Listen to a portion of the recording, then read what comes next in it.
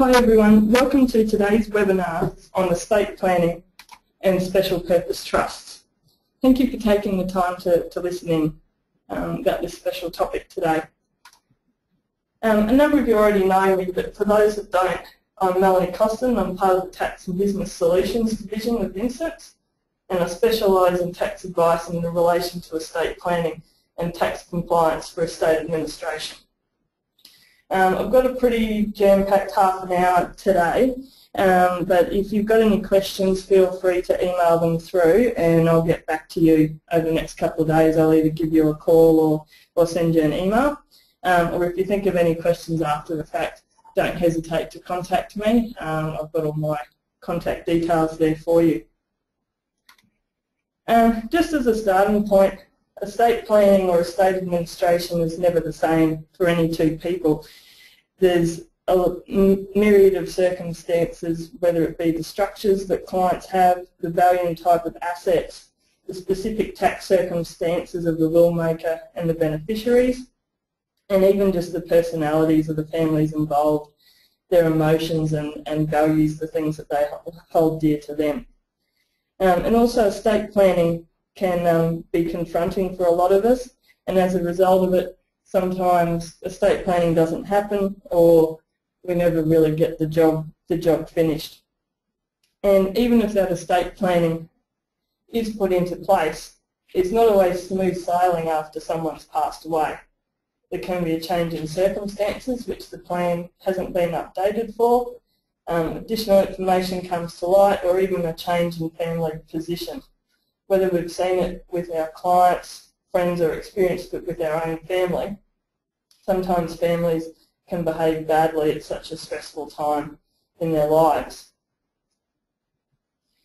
So today I'm just going to talk about a number of special purpose trusts and how they can be useful in the estate planning or estate administration stage.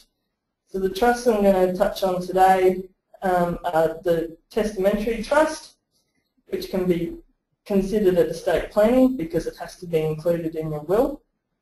Estates proceeds trust. This is an option at the estate administration stage if a testamentary trust wasn't contemplated in the will. I'm going to briefly touch on insurance and superannuation proceeds trusts. These can be contemplated either pre or post, and also special disability trusts, which can also be considered in the will or after the will maker has passed away. For the accountants listening in today, there are a lot of specific tax rules in relation to deceased estates. The first trap you can fall into is to assume the principles and legislative framework you apply on a day-to-day basis also applies to deceased estates.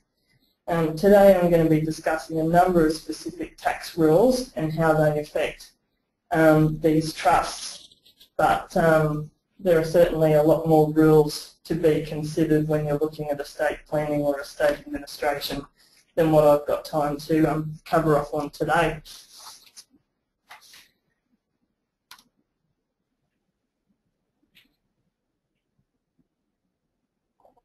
So what is a special purpose trust? Let's start with the general purpose of any trust. It is to manage and preserve property, whether it's money, real estate, shares or other investments for the benefit of one or more persons, the beneficiaries. And a special purpose trust is created to serve a particular purpose. Now the trust that I'm talking about today, their particular purpose is providing for your loved ones after you've gone. But there are a lot of other special purpose trusts that you may have heard of or be familiar with, because they can also be used and set up for a charitable purpose, or for example a child maintenance trust, which is created to put funds aside to look after children after a divorce. A special purpose trust we're most familiar with is superannuation. Whether it's a self-managed fund or an industry fund, it is money held on trust for a specific purpose, being your retirement. So what is a testamentary trust? It is a trust set up under a will that doesn't come into existence until the will maker passes away. The will forms the trust deed and can specify what can and can't be done with the monies held on trust, details who the trustees are, who the beneficiaries are, and any other specific provisions. So why would you want to even consider a testamentary trust? Well, two of the main benefits are asset protection and tax effectiveness. In terms of asset protection, it can help protect underlying family wealth and provide for infant children. It can assist in protecting assets from creditors of the beneficiaries. It can make it harder for the inheritance to be part of a matrimonial property settlement. And it can also be useful for protective trusts where a particular beneficiary is at risk of wasting the money or being exploited. Those listening in that aren't lawyers, make sure you seek legal advice specific to your circumstances so that you can get the best asset protection outcomes when you're considering these structures. The other main benefit is tax effectiveness. So I've just got some simple examples here to show how income splitting and minors being taxed at adult rates and capital gains tax deferrals, how the benefits of that play out. So in my first example here, Geoff and Sally have two children, Max, who's 10 years old, and Linda, who's 8 years old.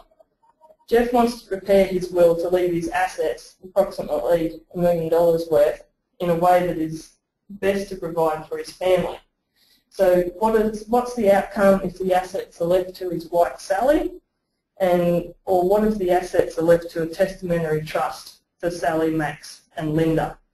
In this example, I've assumed that the taxable income generated from the assets is $40,000 a year, and that Sally has other taxable income of $100,000, and I've used the 2015 tax rates as they stand at the moment. So looking at how those numbers play out, if the assets were left to Sally, given her circumstances, she'd pay $15,600 tax on the $40,000 income, leaving $24,400 after tax for Max and Linda.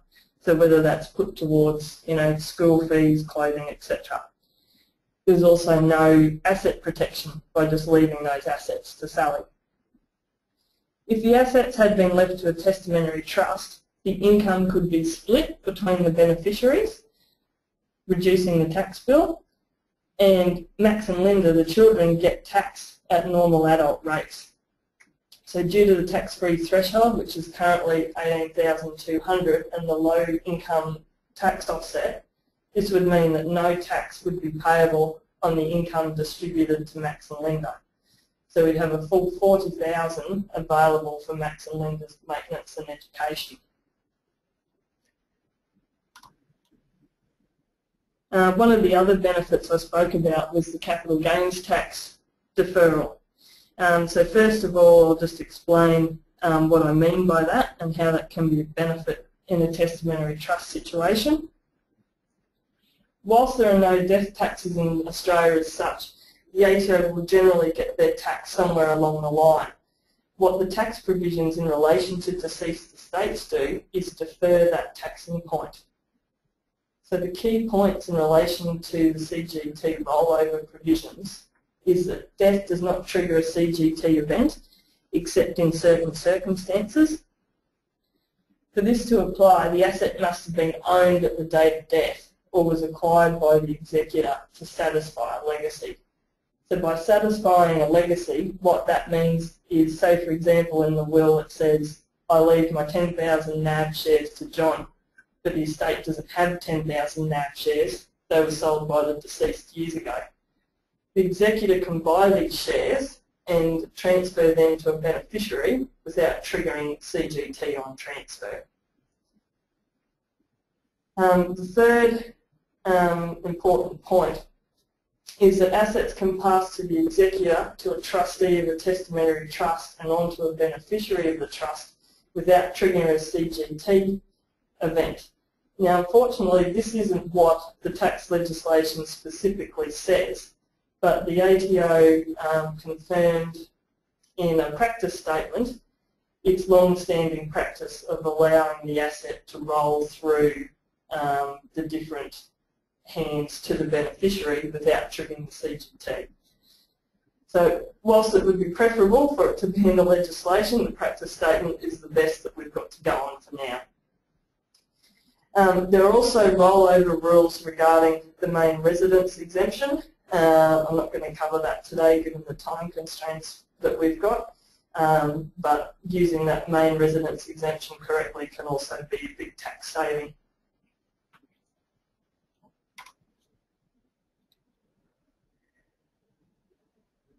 So with the CGT deferral, how does the ATO make sure that they get their tax along the line?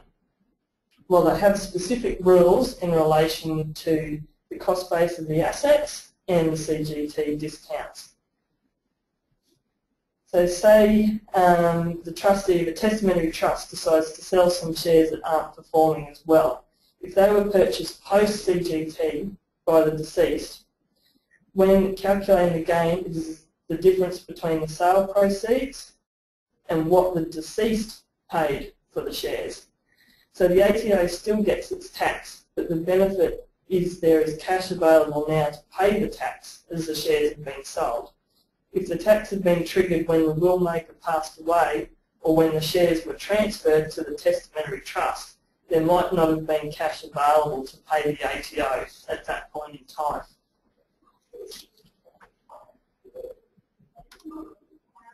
So with those couple of tax rules in mind, this second example I've got here demonstrates the advantages of the minors taxed at adult rates again, and also the capital gains tax referral. In this example, Geoff is contemplating whether to transfer his assets to a discretionary trust now or leave the assets to a testamentary trust in his will. So what are the tax implications of this? Well, we've got two. Firstly, the CGT is triggered on the transfer of the assets to the discretionary trust. And secondly, the distributions from the discretionary trust to minors are taxed at penalty rates. So by penalty rates, that means that the minor can only get $416 tax-free, and after that it's effectively 45% tax on the income. So the penalty tax rates make a significant difference at 45%. And also, let's assume that the capital gains tax and transfer duty of $150,000 was triggered by transferring the assets to a discretionary trust. As a result, $850,000 of assets were transferred in, resulting in less income earning capacity, as you can see there from the table. This in combination with a 45% tax rate results in cash available of $18,700 using a discretionary trust, compared to the testamentary trust situation where there's $40,000 per annum available for max and Linda. As you can see, if the will maker has minor children or grandchildren they wish to provide for, the end result with a testamentary trust is that the income can be distributed to a number of beneficiaries taking advantage of their tax-free threshold and marginal tax rates. So just some in-practice tips on things you need to be careful about in making sure that the minors do get taxed as adults and don't get whacked with the 45% tax. So what income is eligible for the concessional tax rates? Well, the tax legislation refers to resulted from a will. This means the assets of the deceased may be viewed as seed assets. So they can be substituted or they can be grown through commercial borrowing, investment, sale and purchase, and the income generated can be distributed to minors and taxed at adult rates. However, assets transferred to the testamentary trust by other living parties will not qualify. For example, if Sally wanted to transfer some of her assets now into the testamentary trust created under Geoff's will, she could if she wanted to. But income generated from these assets would be taxed at the penalty rates, so the 45%, if it was distributed to Max and Linda. So my advice on this is keep it simple and don't muddy the waters. Just keep the assets in the trust as the ones that are going to get the concessional tax rates.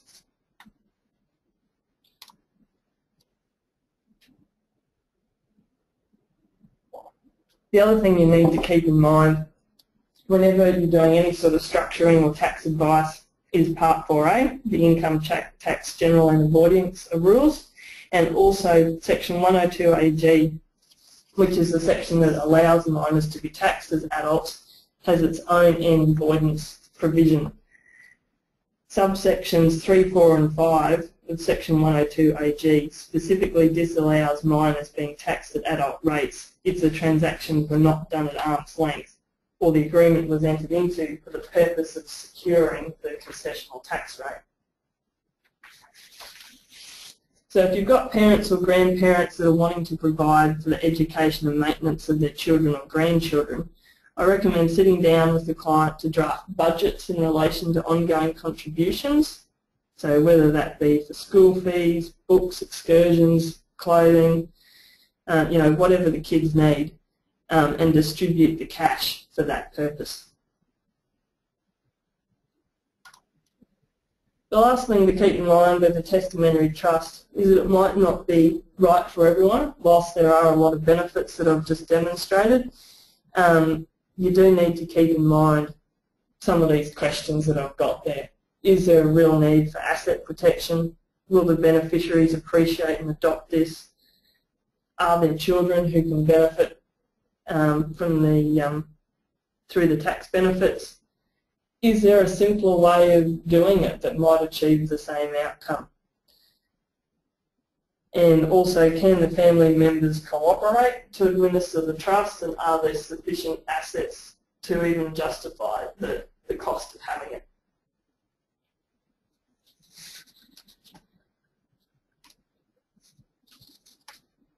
So before I move on to estate proceeds trust, with testamentary trust, I've given some very sort of simple examples there, but at the end of the day, it doesn't matter how complicated the estate is, you need to come back to some of those principles to work out what are some of the best options available for your clients. Now moving on to estates proceeds trust. So what if a testamentary trust was not contemplated in the will? It may not be too late depending on the circumstances. An estates proceeds trust is where someone receives an inheritance and then transfers part of it to a trust for the benefit of a minor. So once again, the benefits are asset protection and tax effectiveness, this time just in terms of minors being taxed at adults. But there's a lot of things you need to be careful of with these trusts.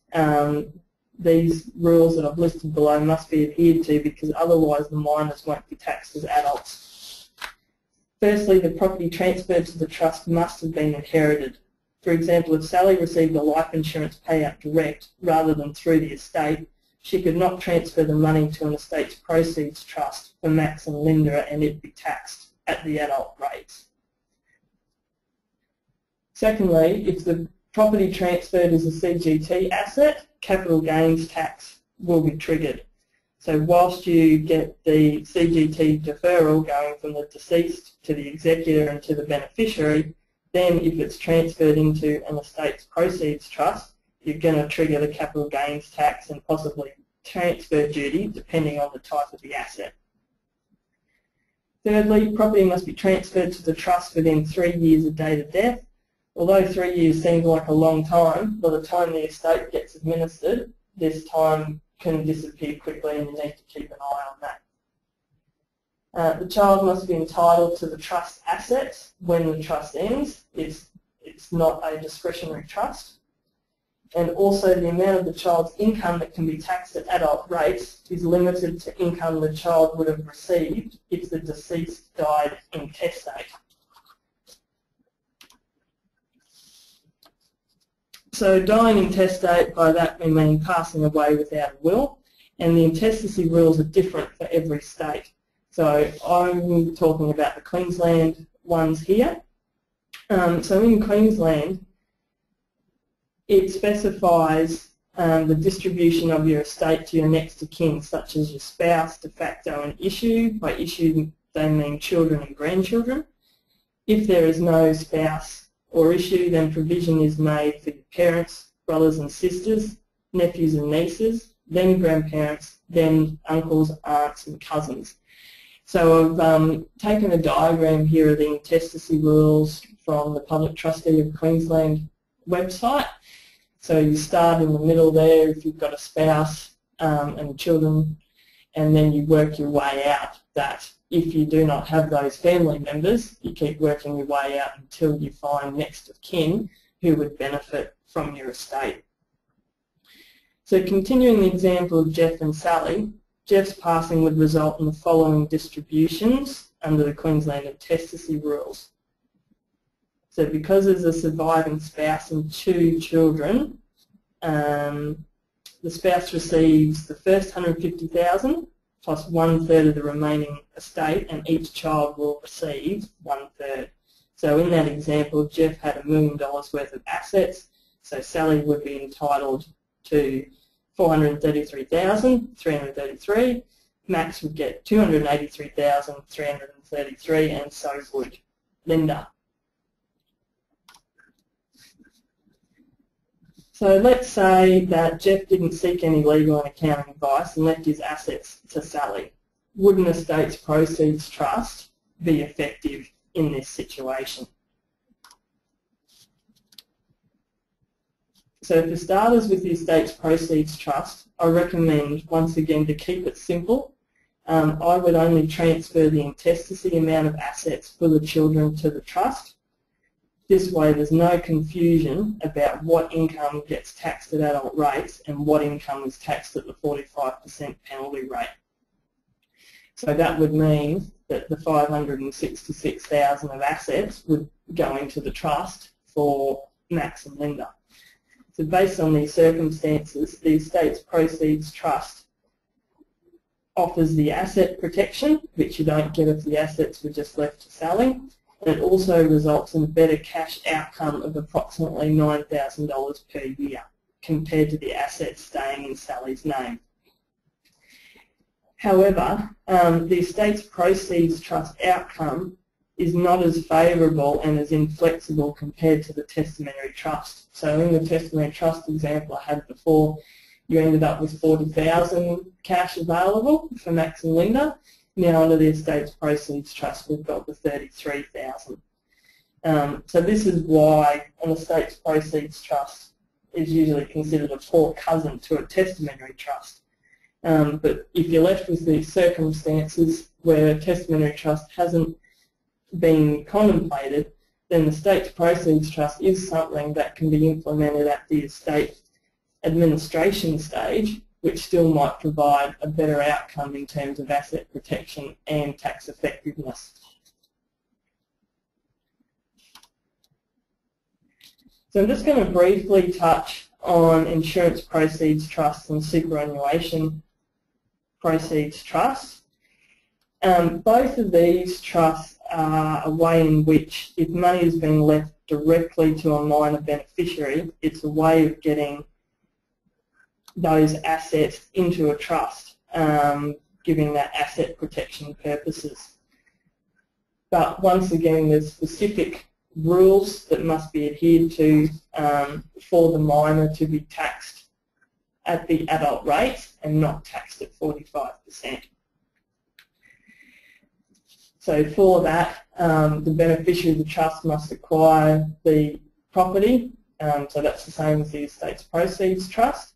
The difference with both the insurance proceeds trust and super proceeds trusts is that they can be established before or after death. It's just that they will not operate until the death of either the life insurer or the superannuation party.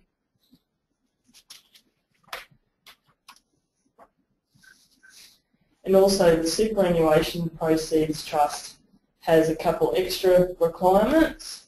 That is that the will needs to allow for the trust, or if it hasn't been contemplated in the will, then the superannuation fund trustee needs to allow for it, or APRA approves it if it's not a self-managed super fund. Also, the beneficiaries must be CIS Act dependents. And if you want the tax benefit payment to be tax-free, all the beneficiaries would also have to be tax dependents.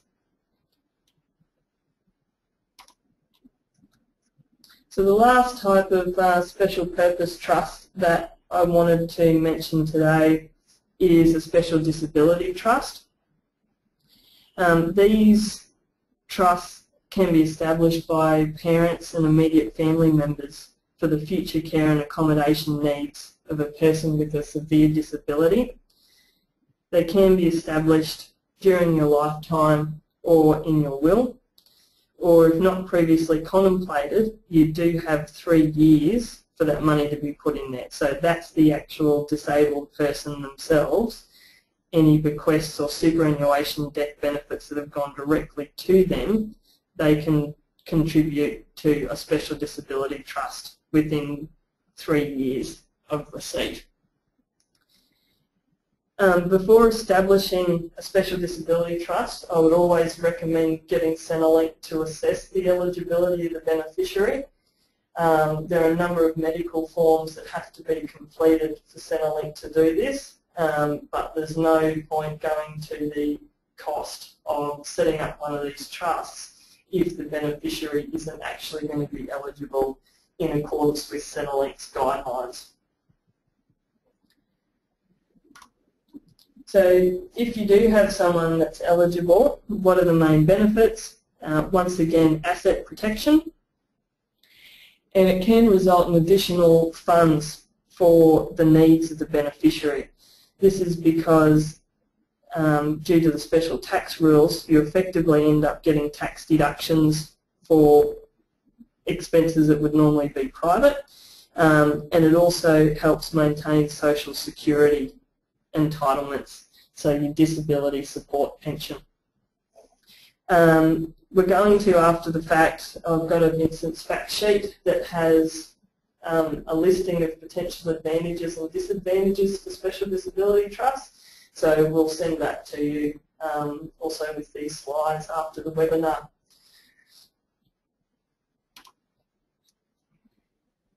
My main tips for in practice is, like I mentioned before, the beneficiary must meet the definition of severely disabled under the legislation as assessed by Centrelink. So that's in accordance with the Social Security Act. There are very strict rules if the trust is ruled non-compliant by Centrelink, and the beneficiary could potentially lose Social Security benefits and tax concessions. I can't emphasise enough that this particular structure is not the accountant will just fix it later structure. There are rules regarding related party loans, for example with special disability trusts. So whilst a lot of the time there's a lot that we can do as accountants to save things after the fact, a special disability trust is certainly not one of them. You need to be very proactive with them, need to be up to date with tax compliance obligations, so they're not for clients who are behind in that regard. You really need to have budgets in place to make sure that you don't exceed the spending limits that are set in special disability trusts. That's just a few examples of the things that you need to be careful of.